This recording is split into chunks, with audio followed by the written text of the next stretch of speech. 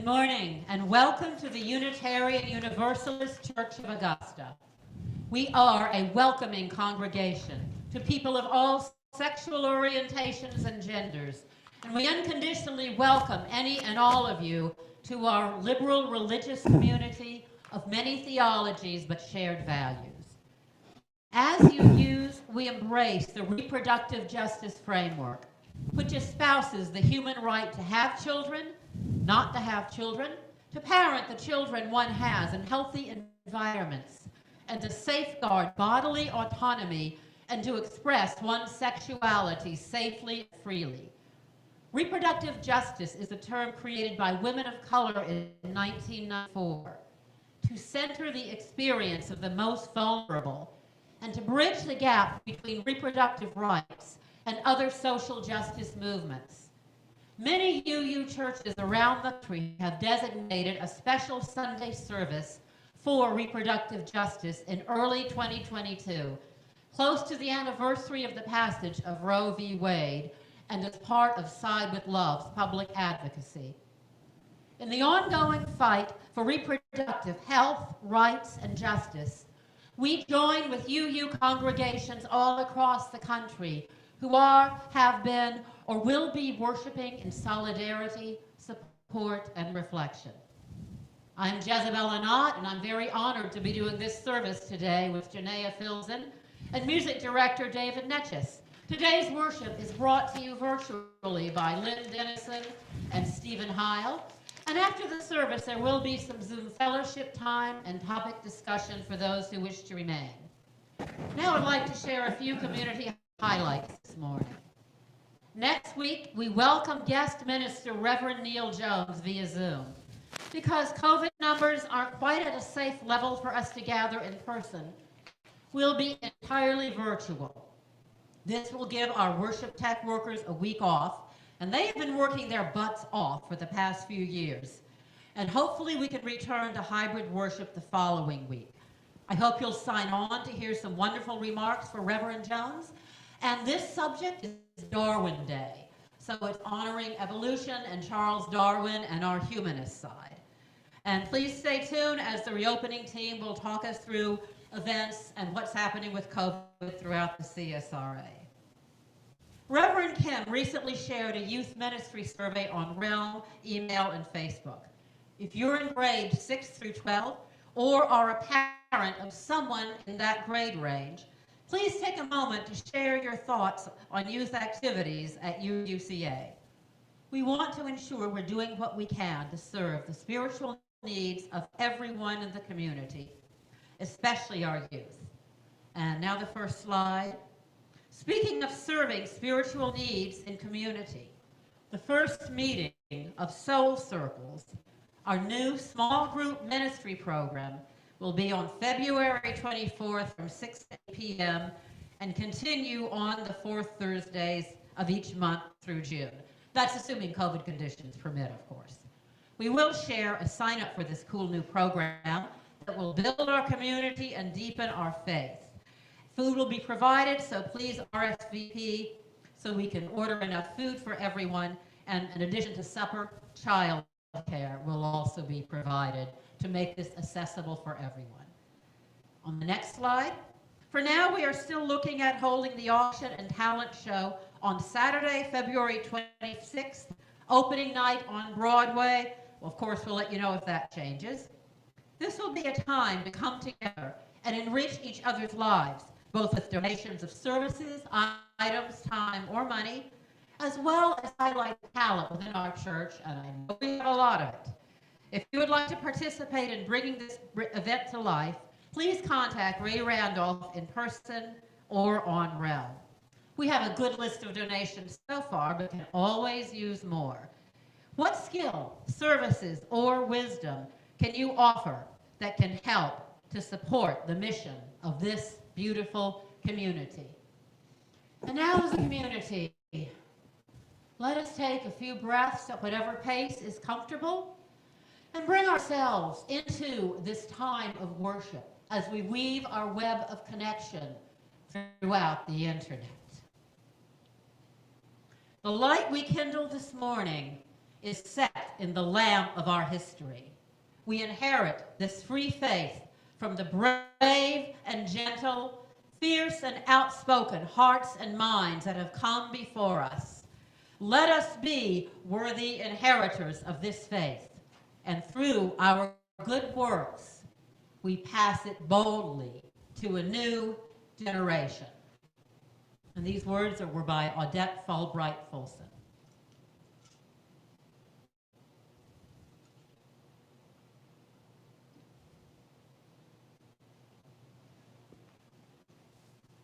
Good morning.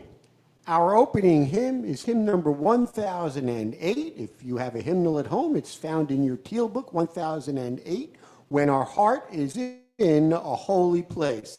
Please join along from home.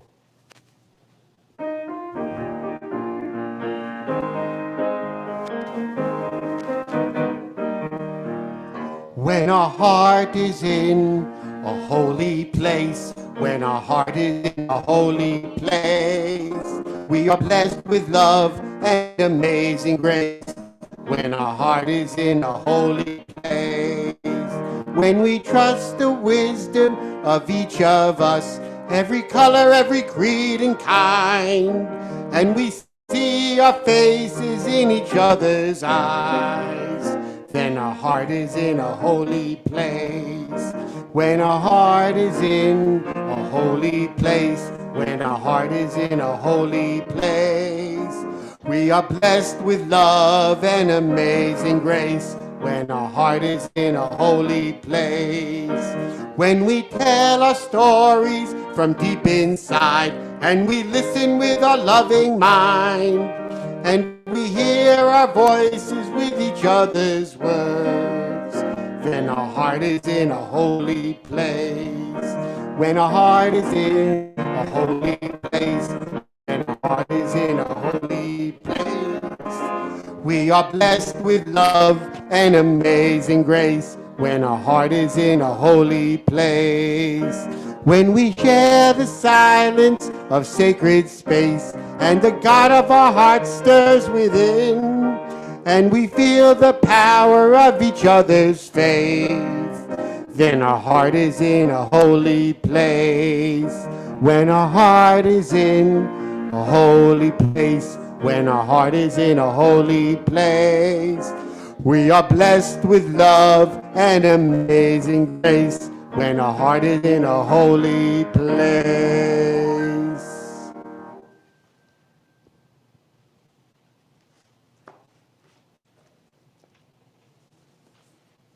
And now we come to the time in our service where we are invited to share the joys and sorrows that have recently come into our lives. We first remember those who cannot be with us today. We also remember those in military service and their families, also those who have been affected by the very bitter winter storms, and those who are approaching war across the seas. If you wish to share a joy or a sorrow, please raise your hand. Lynn will recognize you and remind you to unmute yourself. I don't have any kids, but I wanted to talk a bit about Lady Justice. So, Stephen, if you could please share the slide. I think we are very familiar with the image of Lady Justice that adorns many courthouses. She stands for scale of balance and her sword that cuts through deceit or decay. And often her eyes are blindfolded so that she is not swayed by race, gender, power, or wealth. And she is appropriate to honor today, for she is far older than this image, and she is an ideal to which we cling. And you can take the image off now. I am justice, and I proclaim the law of light and life and liberty and love. As the sun illuminates the earth, so do I bring clarity to chaos. I am the dream of the poets and the goal of the philosophers. The ancient Egyptians recognized me as the goddess Mot, the path of truth, the principle of cosmic balance. The Greeks called me Themis, and the Romans honored me as Justitia. Throughout the world, I have taken many forms in many lands. I am honored in all the sacred texts of divine word and holy wisdom. The Torah, the Dhammapada, the Bible, the Quran, the Adi Granth, in texts, the forgotten, destroyed, and those yet to be written. In Africa, I guided the councils of the tribes. And on this continent, I presided at the gathering of the 500 nations. In principle, I have been revered by every civilization. And yet, in too many times and too many places, I have been denied, ignored, and even distorted.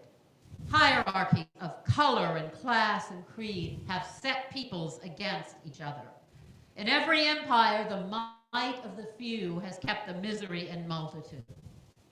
Still, there has been progress as more and more of my defenders have come forth, realizing that liberty and justice for all means all people who have worth and dignity. Mohandas Gandhi said, "An eye for an eye makes the whole world blind." Martin Luther King said that justice denied anywhere diminishes justice everywhere. You are meant to share the bounty of the earth, not battle for it. How do you weigh your lives? What is the truth of your heart? Are your thoughts based on reason or bias? Are your actions the expression of love or the repression of fear? It is time to learn that difference is not dangerous and the unknown is not unworthy. Let everyone of every origin and orientation stand equally before me. Find the balance between the needs of the individual and the functions of community. May all be free to shine. Blessed be.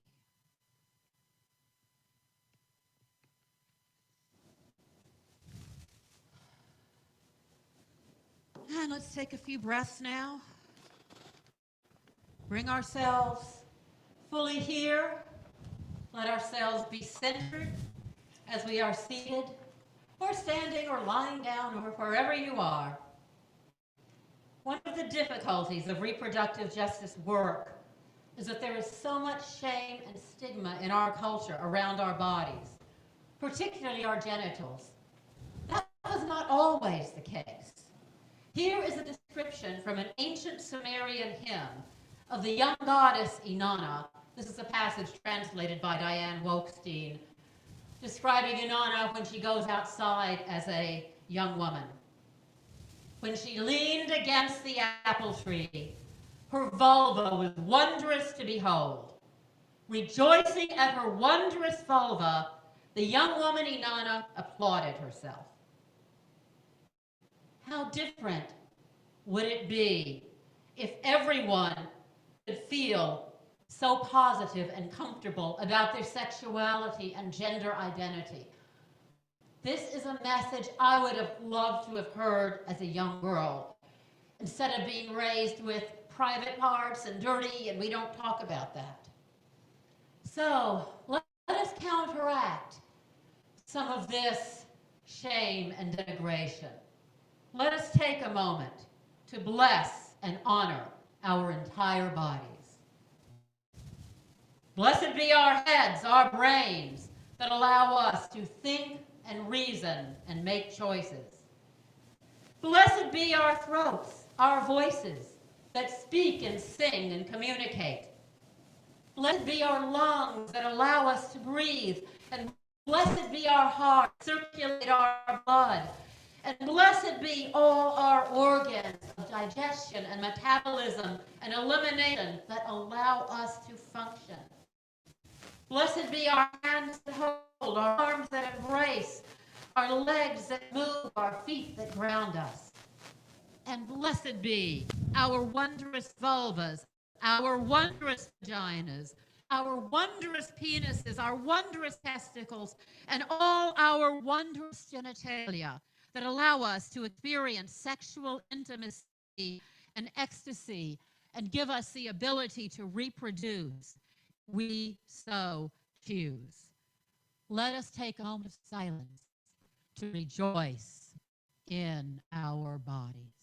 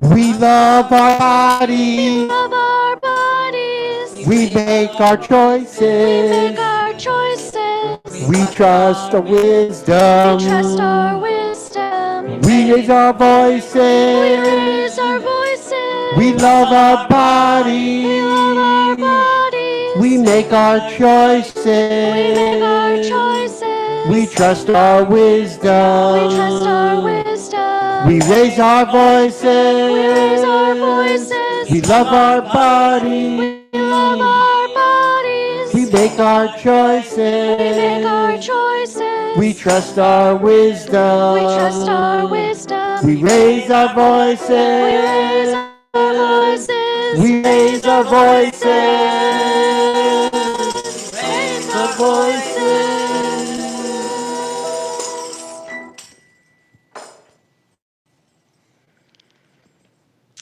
A reading from Generosity is Our Spiritual Value by Victoria Weinstein. One of the privileges of our free church tradition is to provide all of the financial support for our many ministries from among ourselves. Generosity, therefore, is one of the spiritual values we recognize as central to our personal and our institutional well-being. You are now invited to participate in the blessing of giving. Thank you.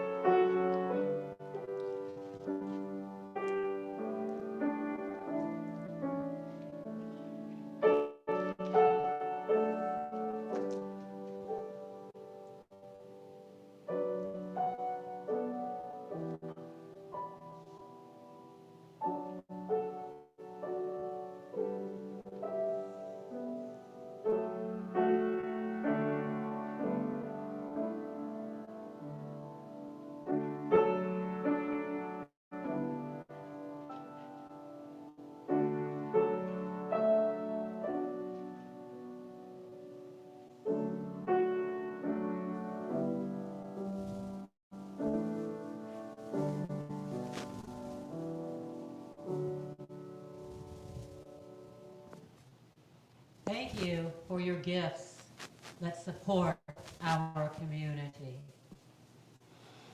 And now let's look at today's topic.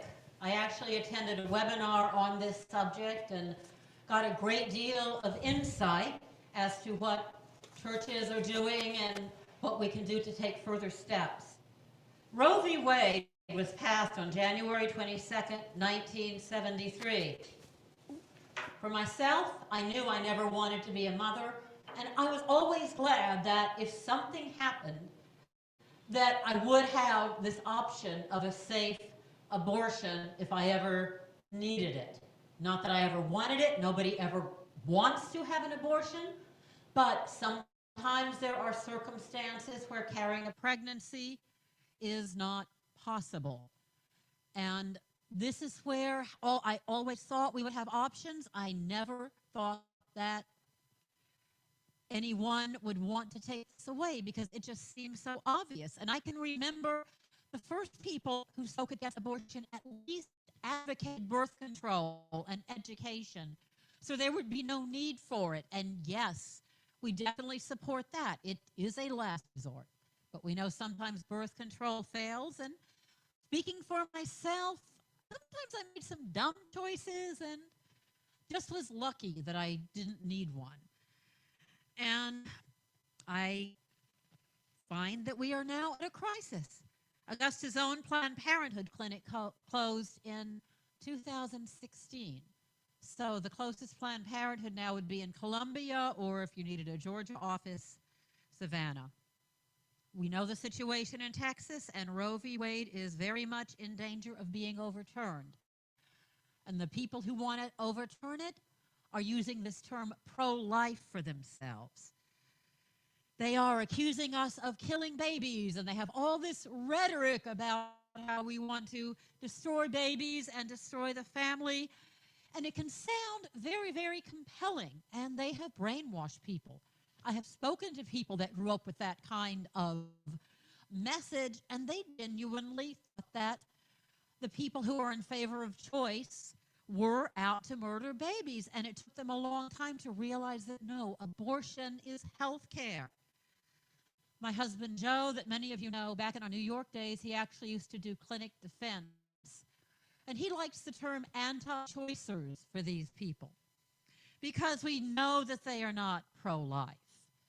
We know that these are people that will cut food programs for hungry kids, that will separate mothers and children at the border, that will deny health care access to people who do not have resources.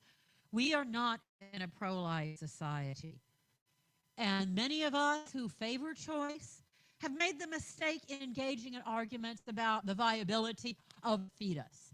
There's some who say that the baby is not alive until it's born, or until its first breath, or until it forms a certain shape, or has a certain number of cells, or what it is, or whether it's a zygote, and when is it actually alive. And we've gotten so hung up on the developmental stage of the fetus that we have forgotten to look at the autonomy of the person who is carrying it. And I'm going to say person for now because one thing I was reminded of in this webinar, that reproductive health is also important for transgendered people. And there are still trans men who identify as male that still have bodies that can carry a pregnancy. So yes, it's mostly women, but there are occasionally people who do not identify as women who are carrying children, who also deserve access to choice and care and decision making. So my way to advocate now when people are talking about killing babies is, let's call this forcing of women to carry a child to term forced pregnancy. And I did a little bit of looking up on what forced pregnancy might mean in terms of international law. And I discovered that the Rome Statute of the International Criminal Court, in its explanatory memorandum, recognizes rape, sexual slavery, forced prostitution, and forced pregnancy as crimes against humanity if it's part of a widespread or systematic practice. And making laws that deny a woman's right to a safe abortion is certainly a systematic practice. This is forced pregnancy, and it is a crime against humanity. it denies the bodily autonomy of the person carrying the child. Why should someone risk their life, possibly their health, to carry a child they don't want? And we all know that infant and maternal health rates in this country have been declining. Having a pregnancy is not a simple choice. It can involve bodily risks. I know women who have had diabetes or have had other problems resulting from pregnancy, and it's one thing if a woman chooses this baby, but to undergo this ordeal for a child that she does not want? And why would anyone want a child to be born to a parent who does not want them? We have enough child abuse and neglect and a horrible adoption and foster care system. Why bear children that are not wanted? Every child should be loved and wanted and be a choice.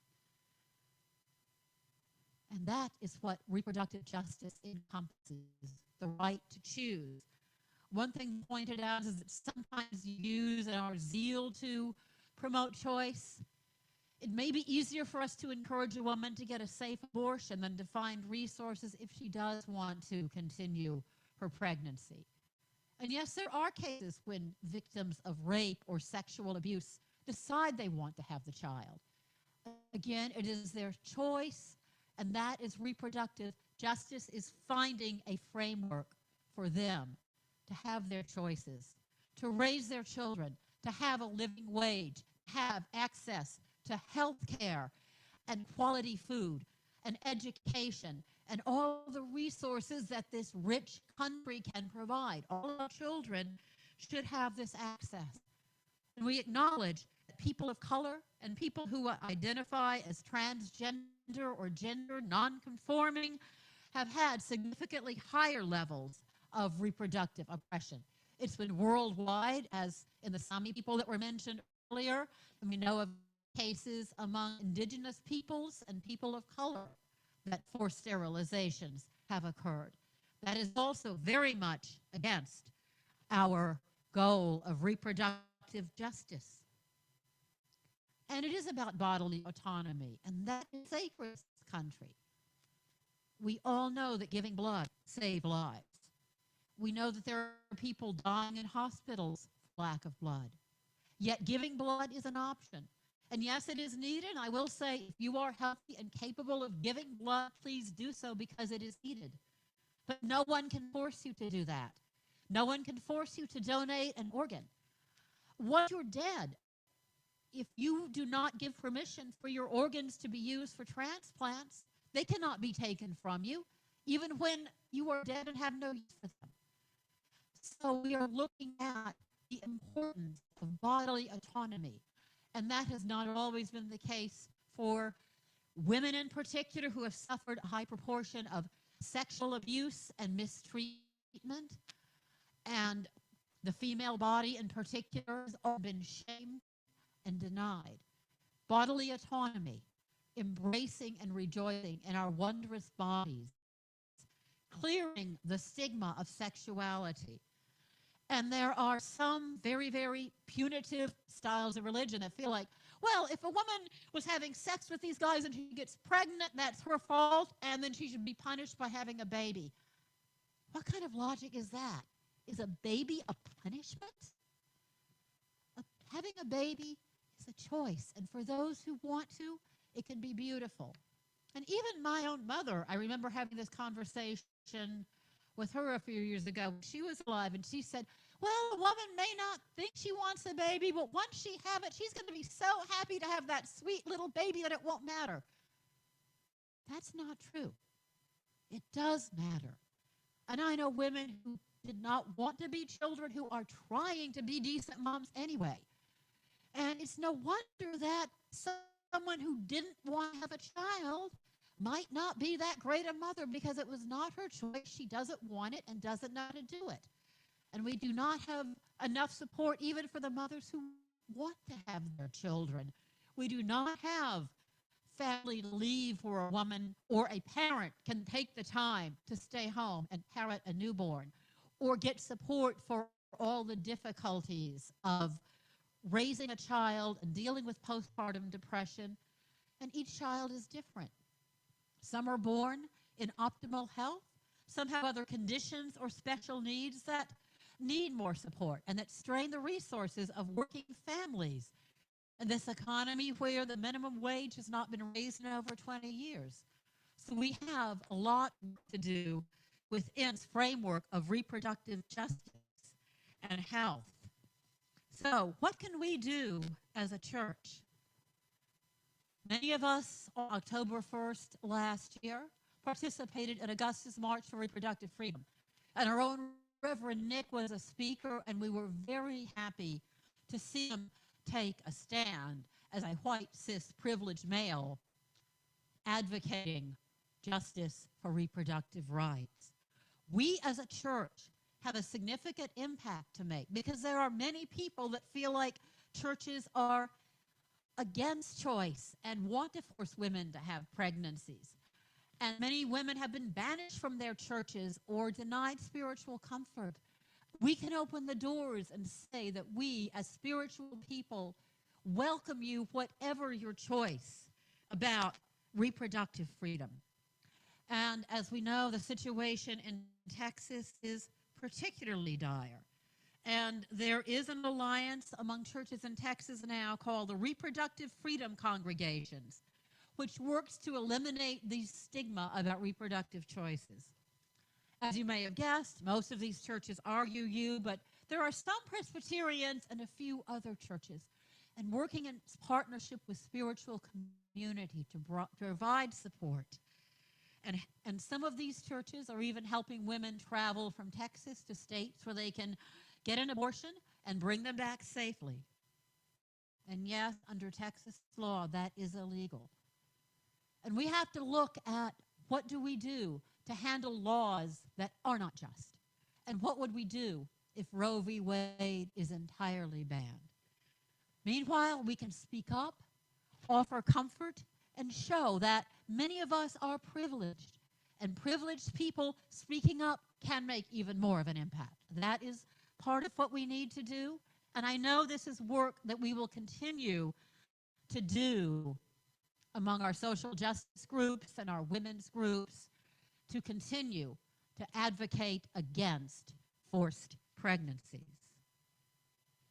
But for now, we are a church, and we offer community and solace to those who have faced all kinds of choices about their reproductive lives. And now, Janaea and I will be doing a ritual for reproductive choice that was adapted from Julia Hamilton.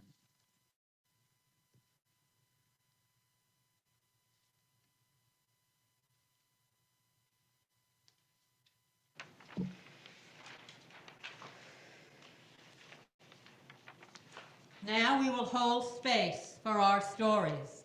We all have stories about our reproductive lives, and we will be lighting these red candles that encircle the scales of justice to honor them. If you need support after this service, please do not hesitate to reach out to Pastoral Care, Reverend Nick, or any of us who are here to support you. The spoken response to each story is, may the beginnings and endings of our story be held in unconditional love and acceptance, which will be displayed in the chat. Please stay muted, but feel free to join in. I light this first candle.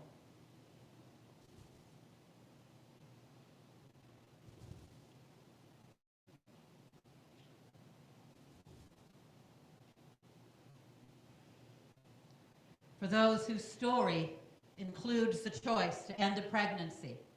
The circumstances may vary. The timelines of our lives are diverse. But each and every end is also a beginning. And so I light this candle for those who have aborted a pregnancy or partnered someone in an abortion for whatever reason, under whatever circumstance. May the beginnings and endings in our stories be held in unconditional love and acceptance.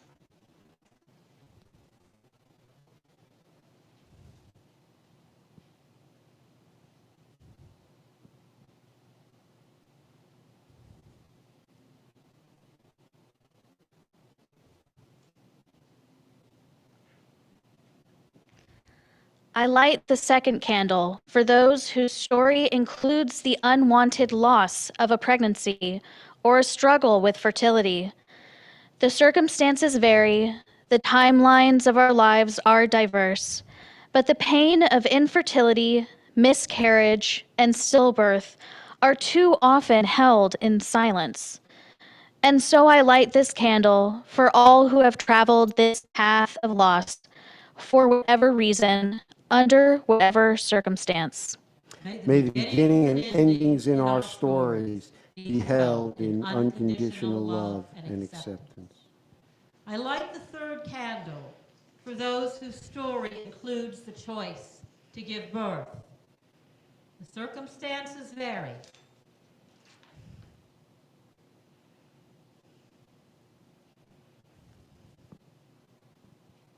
For those whose story includes the choice to give birth.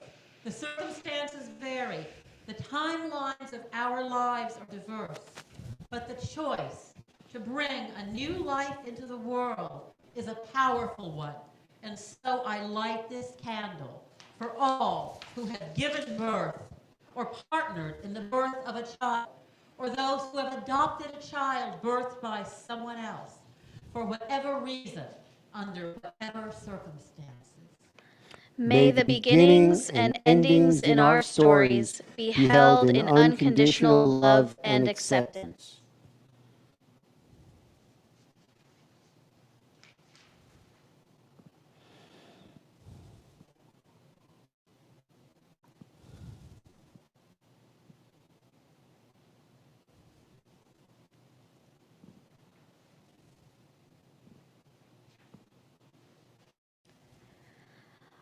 I light the fourth candle for those whose story includes the choice not to conceive or have children.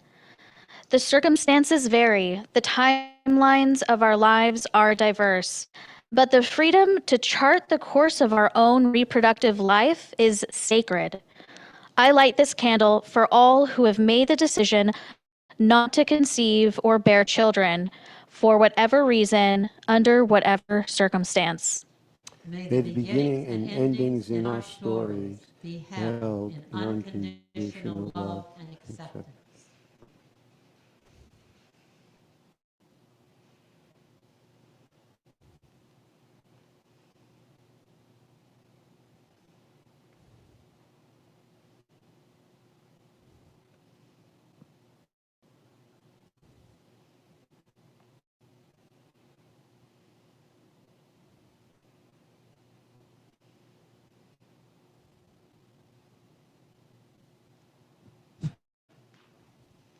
I light the fifth candle for those whose story includes poor choice, or no choice at all, or who have encountered violence where there should have been tenderness and care.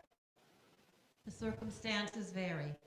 The timelines of our lives are diverse, but not everyone has been in the position to control their own reproductive choices. I light this candle for all who have found themselves unable to exercise their own sacred reproductive freedom for whatever reason, under whatever circumstances. May the beginnings and endings in our stories be held in unconditional love and acceptance.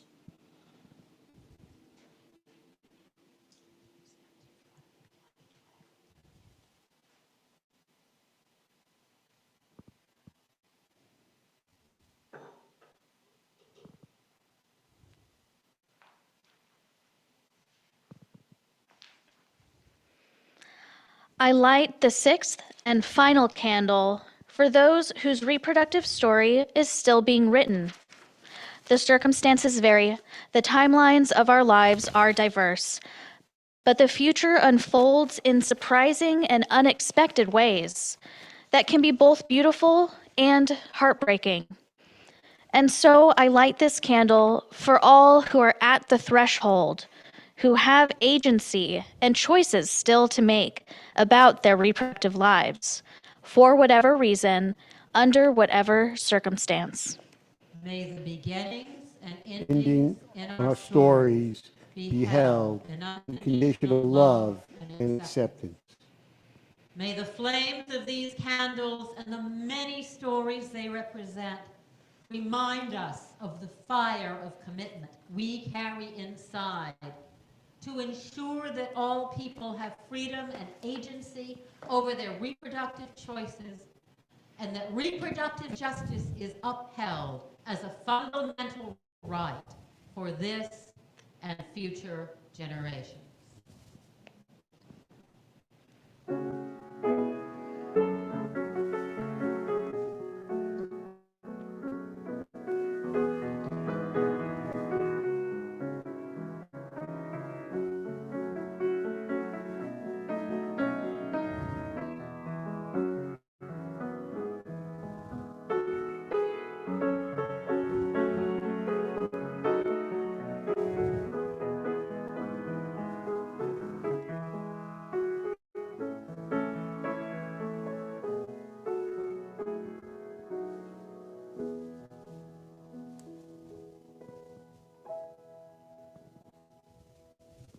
Our closing hymn is a video of a beautiful song by Dr. Issei Barnwell. It was recorded with Dr. Barnwell and the GA chorus, so it's multiple voices, and the words are actually in the video, so please feel free to sing along at home unmuted.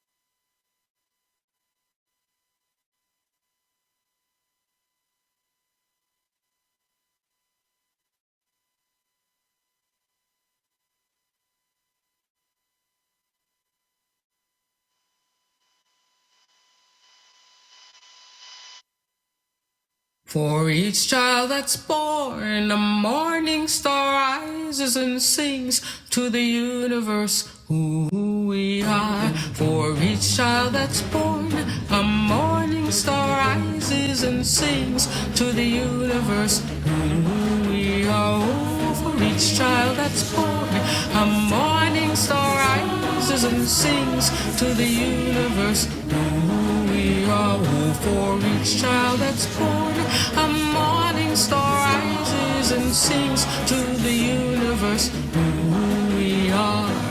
We are our grandmother's prayers, and we are our grandfather's dreamings, and we are the breath of our ancestors. We are the Spirit of God. We are mothers of courage, fathers of time, daughters of dust, and the sons of great visions. We're sisters of mercy, brothers of love, lovers of life, and the builders of nations. We're seekers of truth, keepers of faith, makers of peace, and the wisdom of ages. We are our grandmother's prayers. We are our grandfather's dreamings, and we are the breath of our ancestors. We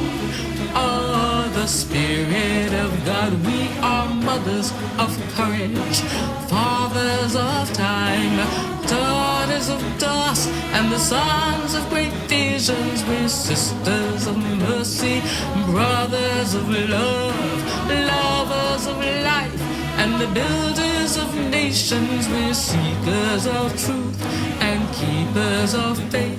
We are makers of peace and the wisdom of ages. We are our grandmother's prayers. We are our grandfather's dreamings, and we are the breath of our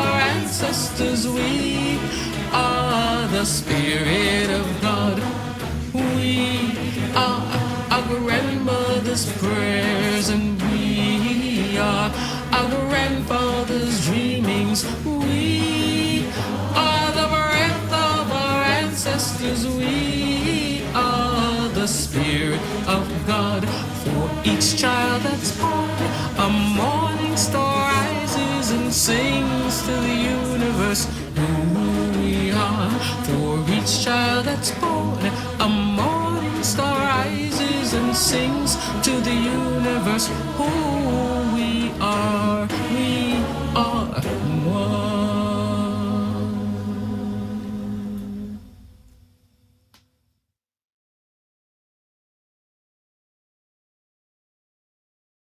We are our grandmother's prayers, and we are our grandfather's dreamings, and we are the breath of our ancestors. We are the Spirit of God. We are mothers of courage.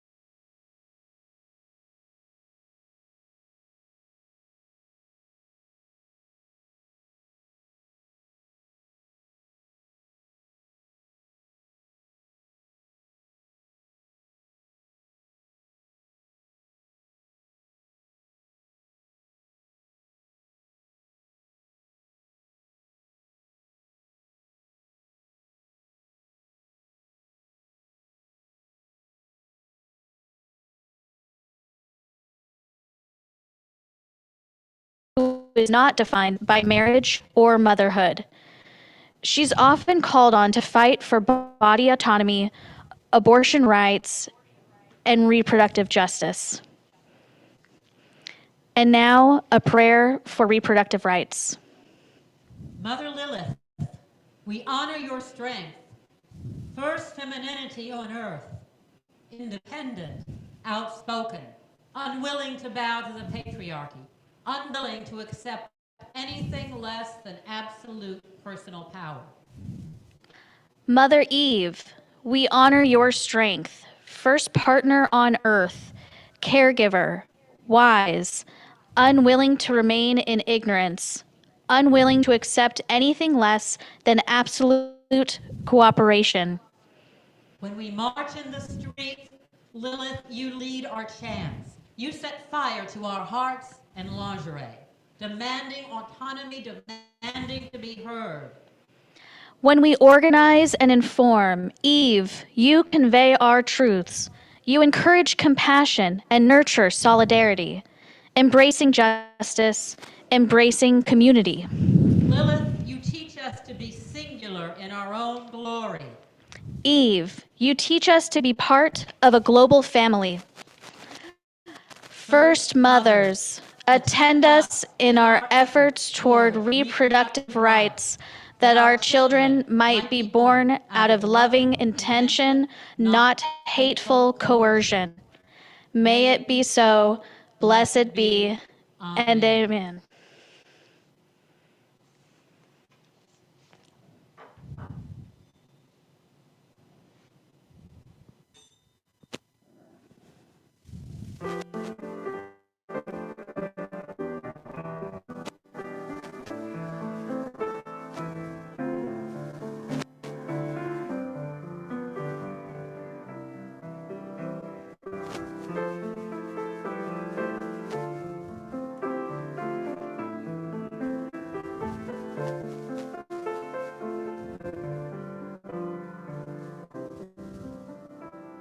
Spirit of life, come unto me. Sing in my heart all the stirrings of compassion. Blow in the wind, rise in the sea, move in the hand, giving life the shape of justice. Roots hold me close, wings set me free. Spirit of life, come to me, come to me.